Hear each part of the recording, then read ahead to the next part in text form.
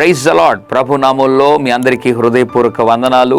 ఉదయకాల సమయంలో సంవత్సరాలుగా మాసాలుగా కుటుంబంలో చీకటిని అనుభవిస్తున్నావా? భర్త జీవితంలో చీకటి, పిల్లల జీవితంలో చీకటి, వ్యాపారంలో చీకటి, దేవుని బిడ్డలారా ప్రతి పరిస్థితుల్లో చీకటి ఛాయలు లేదా చీకటి వాతావరణం అలుముకునిందా, ఆవరించిందా?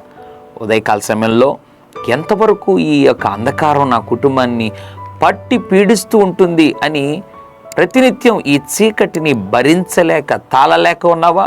ఉదయకాల సమయంలో దేవుడు ఒక మాటను జ్ఞాపకం చేయాలని ఆశపడుతున్నాడు. ఆదికాండం 1వ అధ్యాయం 3వ వచనం, దేవుడు వెలుగు కమ్మని పలుకగా వెలుగు కలిగెను. ఎంత అద్భుతమైన మాట!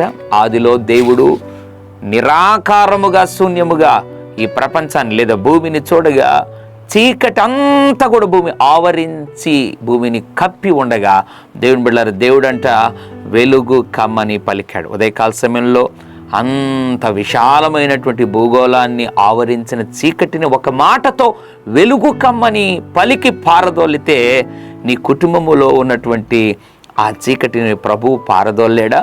ఆలోచించి విశ్వసించు. నీ జీవితంలో ఉన్న ప్రతి చీకటి వాతావరణం వ్యాధుల వలన, అప్పుల వలన, శోధనల వలన, లేమి వలన, దుఃఖం వలన, కన్నీటి వలన, ఒంటరితనం వలన, బిడ్డల వలన ఏ చీకటి ఆవరించబడినప్పటికీ దేవుడు వెలుగు కమ్మని పలుకుతుండగా, ఈ వెలుగు నా కొరకే నువ్వు పలుకుతున్నావు ప్రభువా, ఈ వెలుగు నా కుటుంబములో కలుగునుగాక అని నువ్వు మనస్సులో నిర్ధారించుకుని విశ్వసించగలిగితే నిశ్చయముగా నీ కుటుంబంలో కూడా అన్ని పరిస్థితుల్లో దేవుడు గొప్ప వెలుగును ప్రకాశింపజేసి నిన్ను సంతోషింపజేస్తాడు. నమ్ము, వెలుగుమయమైన అనుభవాలను అనుభవించు. పరిశుద్ధుల తండ్రి నీకు వందనాలు. వెలుగు కమ్మని పలికినప్పుడు ఆదిలో వెలుగు కలిగింది.